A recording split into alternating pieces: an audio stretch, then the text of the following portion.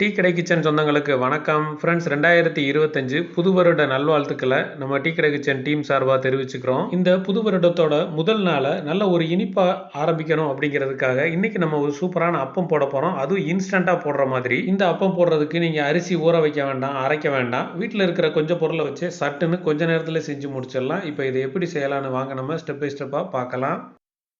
வணக்கம். இன்னைக்கு நம்ம டீ கடை கிச்சன்ல ஸ்வீட் அப்பம், ஸ்வீட் பணியாரம் அதான் செய்ய போகிறோம். அதாவது அப்பம் எப்போ போட்டாலும் நமக்கு வர மாட்டேங்குன்னு நினைக்கிறவங்களுக்கு இப்போ இந்த வீடியோ பாருங்க. அப்பம் அப்படியே அச்சா அருமையாக வரும். அதுக்கு நம்ம ஒரு பவுல் எடுத்திருக்கோம். அந்த பவுலில் மெஷர்மெண்ட்டில் 2 கப்பு ரவை எடுத்திருக்கோம். நம்ம எப்பயும் போல் பாக்கெட்டில் வாங்குற ரவை தான், வறுக்கார ரவை, சாதாரண ரவை தான். அதை எடுத்து இந்த பவுலில் சேர்த்துக்கிடுவோம். மெஷர்மெண்ட்டில் 2 கப்பு வெயிட்னு பார்த்தோம்னா ஒரு 350 கிராம் வரும். சேர்த்து 1 கப்பு மைதா மாவு, அதாவது மெஷர்மெண்ட்டில் 1 கப்பு, இடையில 150 கிராம் வரும். அதையும் நம்ம இந்த ரவையோட சேர்த்துடலாம். அதேமாரி பச்சரிசி மாவு, நம்ம சாதாரண பச்சரிசி மாவு பாக்கெட் மாவு தான். அது மெஷர்மெண்ட்டில் 1 கப்பு, வெயிட்டில் 150 கிராம். அதையும் நம்ம இந்த ரவை மைதாவோட சேர்த்துடலாம். நம்ம ஜீனி 1,5 கப்பு எடுத்திருக்கோம். வெயிட்டில் 400 கிராம் இருக்கும். அதையும் நம்ம இந்த மாவோட சேர்த்துடலாம். அதாவது இன்னைக்கு கஷ்டப்படாமல் ஒரு அப்பம் அருமையாக எடுக்க போகிறோம். இப்போ இதோட சேர்த்து நம்ம தேங்காய் துருவல் சேர்க்க போகிறோம். தேங்காய் இந்த அளவுக்கு அரை மூடி எடுத்து நல்லா துருவி வச்சிருக்கோம், வெள்ளையா துருவி வச்சிருக்கோம். அதையும் நம்ம இதில் சேர்த்துடலாம். இப்போ நம்ம பவுலில் சேர்க்க வேண்டியதெல்லாம் சேர்த்தாச்சு. அடுத்து சில பொருள் சேர்க்கணும், அதை நம்ம அப்புறமா பார்ப்போம். ஆனால் அதுக்கு முன்னாடி இப்போ தண்ணி இதில் ஒரு 300 ml தண்ணி சேர்த்துருங்க. தண்ணி சேர்த்துட்டு அதை நல்லா கலந்து விடுங்க. எல்லாத்தையுமே இந்த ரவை, மைதா, அரிசி மாவு, நம்ம தேங்காய் துருவல் எல்லாத்தையும் நல்லா கலந்து விடுங்க. இப்போ நல்லா இந்த மாதிரி 300 ml தண்ணியில் ஊற்றி நல்லா கலந்து விட்டுருங்க. இப்போ கலந்து விட்ட பிறகு தண்ணி நமக்கு இன்னும் கொஞ்சம் பத்தாது. அதனால் நம்ம தேவையை தக்கன கொஞ்சம் கொஞ்சமாக ஊற்றி கலந்துக்கணும். இப்போ ஒரு 200 ml ஊற்றி நல்லா கலந்துருங்க. இப்போ நம்ம மொத்தமாக ஒரு 1/2 லிட்டர் தண்ணி தேவைப்பட்டிருக்கு. 1/2 லிட்டர் தண்ணி ஊற்றி நல்லா கலந்தாச்சு. இப்போ நல்லா பாட்டு விஸ்கு விட்டு நல்லா கலந்துருங்க. அந்த மாவு எல்லாமே மிக்ஸ் ஆகிற மாதிரி கலந்துருங்க. இப்போ நம்ம கலந்து முடிச்சாச்சு. அடுத்து தூளுப்பு, லேசாக 1 பிஞ்சு தூளுப்பு, அதை இதில் சேர்த்துருங்க.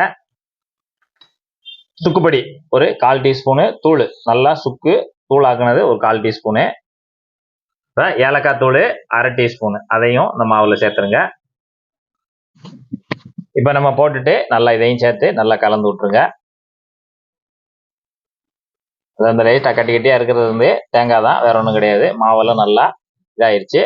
இப்போ அந்த ரவை நம்ம கொஞ்சம் ஊறி வரணும். அதுக்காக ஒரு 1/4 மணி நேரம் நல்லா கலந்து ஓரமாக மூடி வச்சிருங்க. இப்போ நம்ம 1/4 மணி நேரம் நல்லா ஊறிடுச்சு. அந்த ரவை நல்லா 1/4 மணி நேரம் நல்லா ஊறிடுச்சு. இப்போ நல்லா ஊறினோடனே ஒரு தடவை நல்லா கலந்து விட்ருங்க. கலந்து விட்டுட்டு இப்போ விஸ்க் எடுத்துருங்க. எடுத்துட்டு இப்போ நம்ம புளிக்கரண்டி யூஸ் பண்ணிக்கலாம். நம்ம இதில் ஒரு 50 ml தண்ணி மறுபடியும் சேர்த்துக்கிறோம். ஏன்னா ரொம்ப கொஞ்சம் திக்காக இருக்குது. கொஞ்சம் நமக்கு ஊற்றி நம்ம எண்ணெயில் ஊற்றும் போது கரெக்டாக வரணும். அதுக்காக ஒரு 50 ml தண்ணி ஊற்றி மறுபடி கலந்துக்காங்க. எதுக்குன்னா நம்ம முதைய சேர்க்கலை அப்படின்னா நம்ம ரவை ஊறினு நம்ம தண்ணி சேர்த்துடணும். அந்த ரவை நல்லா ஊறி வரும்போது நமக்கு அது கொஞ்சம் கெட்டிப்படும். அதனால் திருப்பி நம்ம அப்போ சுடும்போது தண்ணி சேர்த்து நம்ம கலந்து இந்த ட்ரிக்ஷனை பார்த்துட்டு அதுக்கு பிறகு நம்ம அப்போ ஊற்றி சூப்பராக எடுத்துடலாம். இப்போ நம்ம மாவை நல்லா கலந்தாச்சு. அதாவது நமக்கு இப்படி மாவை கலந்துட்டு இப்படி எடுத்து ஊற்றும் போது நமக்கு அப்படியும் இந்த மாதிரி நல்லா ஃப்ளோவாக வரணும். ஏன்னா நம்ம எண்ணெயில் ஊற்றும் போது கொஞ்சம் படர்ந்து வரணும். அந்த அளவுக்கு இருக்கணும். இந்த அளவுக்கு இருந்தால் போதும். இப்போ கடைசியாக நம்ம சுடுறதுக்கு முன்னாடி ஒரு 1/2 டீஸ்பூன் போல் சோடாப்பு, நம்ம வீட்டில் ஏற்கனவே வச்சுப்போம்னா அந்த சோடாப்பு தான், அதை இதில் சேர்த்துட்டு நல்லா கலந்து விட்ருங்க. ஒரு தடவை எல்லாத்தையும் நல்லா மாவோட சேர்த்து கலந்து விட்ருங்க. இப்போ நம்ம சோடாவை போட்டு நல்லா கலந்தாச்சு. இப்போ நம்ம அப்பம் ஊற்றி எடுத்துக்கலாம். இப்போ நம்ம அப்பம் மணியாரம் போட போகிறோம். அப்பம் மணியாரத்துக்கு இப்போ எண்ணெய் சூடாகிட்டு இருக்கு. எண்ணெய் கரெக்டாக ஓரளவுக்கு 1 இன்ச்சு நல்லா முங்குற அளவுக்கு இருந்தாலே போதும், ரொம்ப வேண்டாம். ஒருனா பிளாட்டான பாத்திரமா இருக்கும். நல்லா பிளாட்டான பாத்திரமா இருந்தால் கூட 4 ஊற்றலாம். இப்போ நம்ம எண்ணெய் சூடாயிடுச்சு. எண்ணெய்னா மீடியமானதாக இருக்கணும். ரொம்ப எல்லாம் சூடு இருக்கணும், மீடியமான வச்சுக்கோங்க.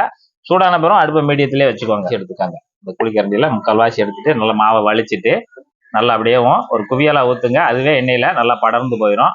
அந்த அளவுக்கு ஊற்றிட்டு அவ்வளோதான். அடுத்தடுத்து பக்கத்தில் ஒரு 2-3 போல் ஊற்றிக்கோங்க. சூடுக்கு தக்கன ஊற்றிக்கோங்க.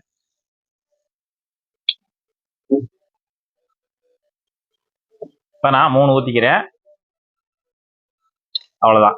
இப்போ நம்ம நல்லா வெந்து வரும். கிட்டத்தட்ட ஒரு 1 நிமிஷம் போல தான் ஆகும் ஒரு பக்கம் வேகிறதுக்கு. நல்லா அது கீழே நல்லா ப்ரௌனாக வெந்து வரும். நல்லா இந்த மாதிரி உப்பி வந்துடும். உப்பி வந்த உடனே பிரட்டிட வேண்டாம். லைட்டாக நீங்கள் ஒட்டியிருக்கான்னு இந்த மாதிரி ஒரு கம்பிட்ட கூட பார்த்து லைட்டாக ஒட்டியிருக்கான்னு இப்படி நகட்டி மட்டும் விடுங்க. இந்த அளவுக்கு ஒட்டலை. இப்போ நமக்கு ஒரு சைடு நல்லா வெந்து ப்ரௌன் ஆயிடுச்சு. அதை நம்ம அப்படியே புரட்டிக்கலாம். கரெக்டாக அது 1 நிமிஷம் தான் நமக்கு டைம் எடுக்கும். நல்லா ரெடி ஆயிடுச்சு. இதே மாதிரி எல்லாத்தையுமே நம்ம புரட்டி விட்டுறலாம். அப்படி மெதுவாக புரட்டி விட்டுருங்க. நல்லா இந்த பக்கமும் வேகட்டும். நமக்கு ஊற்றி 1 நிமிஷம், அப்படி புரட்டி போட்டு 1 நிமிஷம், அவ்வளோதான். அந்த மீடியமான ஹீட்லேயே நமக்கு சூப்பராக ரெடி ஆயிடுச்சு. ரெடியான உடனே நம்ம அப்படியே அரிச்சு எடுத்துடலாம். 2 பக்கமும் சூப்பராக ரெடி ஆயிடுச்சு. அப்படியே அப்பம் பணியாரம் அப்படி ரெடி ஆயிருக்கு. இதே போல் நீங்கள் இருக்கிற மாவையும் நல்லா சூப்பரான ஒரு அப்பம் பணியாரம் போட்டு எடுத்துருங்க. சாப்பிட்டு பார்ப்போம் எப்படி இருக்குன்னு.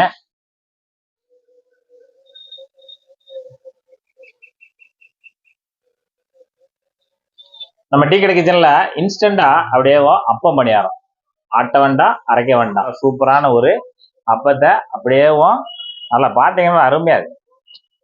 சான்ஸே இல்லை. இந்த அளவுக்கு அப்பத்தை வந்து நீங்களும் ஈஸியாக அப்பப்போ போடணும் அப்படின்னா இந்த மாதிரி மெத்தடில் நீங்கள் போட்டு பழகிட்டீங்க அப்படின்னா உங்களுக்கு அப்பம் ஈஸியாக வரும், அருமையாக வரும். இந்த இதை ஃபாலோ பண்ணி நீங்களும் இதே மாதிரி ஒரு சூப்பரான அப்பத்தை மிஸ் பண்ணாமல் போட்டு சாப்பிட்டு பார்த்துட்டு எப்படி வந்துன்றதை கமெண்ட்ல சொல்லுங்கள். நன்றி, வணக்கம்.